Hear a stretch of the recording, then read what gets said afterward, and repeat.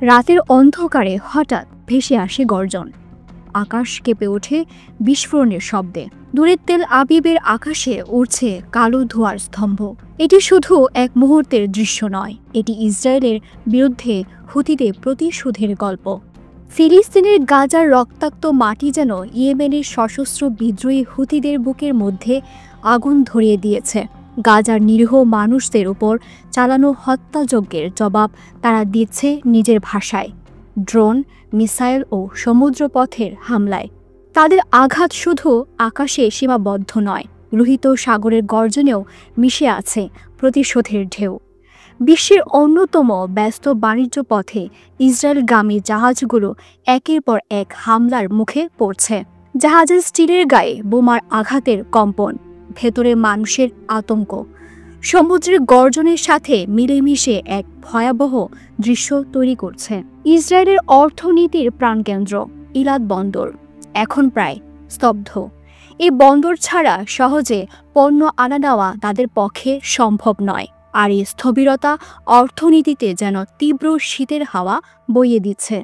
হুথিদের মুখপাত্র ইয়াহিয়া সারি সাম্প্রতিক হামলাগুলোর কথা ঘোষণা করেছেন। তেল আবিবের বেন-গুরিয়ন বিমানবন্দর ও বীরশেবা ও আশকালনের গুরুত্বপূর্ণ স্থাপনায় তারা সফল ড্রোন হামলা চালিয়েছে। তার বক্তব্যে উঠে এসেছে এটি ফিলিস্তিনি জনগণের জন্য এক ধরনের বিজয়।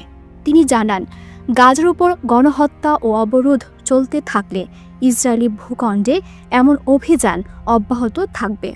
এই সতর্কতা শুধু আকাশপথে সীমাবদ্ধ নয়, সমুদ্র পথেও চলছে একই তাণ্ডব। লোহিত সাগরে ইসরায়েলগামী জাহাজগুলোর উপর একের পর এক হামলা চালানো হচ্ছে। বিদেশি সংস্থাগুলোকে বারবার সতর্ক করা হলেও অনেকে এখনও ব্যবসা চালিয়ে যাচ্ছে, আর তার পরিণতি ভয়ঙ্কর। মাত্র কয়েক সপ্তাহ আগে হুতিরা ম্যাজিক সিস্টেমের একটি কার্গো জাহাজ ড্রোন রকেট দিয়ে ডুবিয়ে দেয়।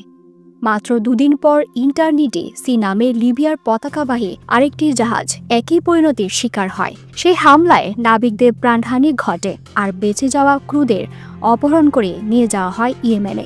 প্রতিটি হামলার পেছনে আছে গভীর ক্ষোভ, হারানোর বেদনা ও দমিয়ে রাখা রাগের বিস্ফোরণ। গাজার শিশুদের কান্না, ধ্বংসস্তূপে চাপা পড়া মানুষের আর্তনাদ, সব মিলিয়ে হুতিদের কাছে এই যুদ্ধ প্রতিশোধের থেকেও বেশি।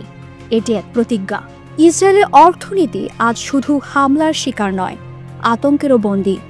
আকাশের ড্রোনের গুঞ্জন, সমুদ্রে বোমার বিস্ফোরণ, আর বন্দর শহরে স্থবির নীরবতা, সব মিলে নেতানিয়াহুর শাসন যেন অদৃশ্য এক শ্বাসরোধী ফাঁদে আটকা পড়েছে। হুতিদের বার্তা স্পষ্ট, যুদ্ধ বন্ধ না হলে, অবরোধ না উঠলে, আকাশ হোক বা সমুদ্র, কোথাও নিরাপদ নয়।